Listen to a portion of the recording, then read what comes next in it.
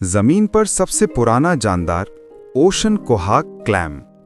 दुनिया में बेशुमार जानदार पाए जाते हैं, मगर अगर बात की जाए सबसे कदीम और तवील उम्र वाले जानदार की, तो समंदर की गहराइयों में रहने वाली एक मखलूक सब पर सबकत ले जाती है। ये मखलूक है ओशन कोहाक क्लैम, जिसे साइंसी तौर पर आर्कटिका आइलैंडिका कहा जाता है। यह एक किस्म का समंदरी घोंगा यानी क्लैम है, जो शुमाली अटलांटिक समंदर में पाया जाता है। तहकीकात के मुताबिक ओशन कोहाक क्लैम की उम्र 500 साल से भी ज्यादा हो सकती है। 2006 में मुहक्किकीन ने आइसलैंड के करीब समंदर से एक क्लैम दरियाफ्त किया, जिसे बाद में मिंग का नाम दिया गया।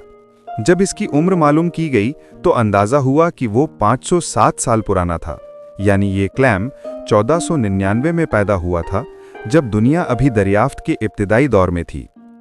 ओशन कोहाक क्लैम की लंबी उम्र की वजह इसकी सुस्त जिंदगी की रफ्तार यानी स्लो मेटाबॉलिज्म है। ये जानदार बहुत आहिस्ता बढ़ता है और समंदरी ठंडे पानियों में रहने की वजह से इसके जिस्म के खलिए देर से बूढ़े होते हैं। यही वजह है कि ये सदियों तक जिंदा रह सकता है।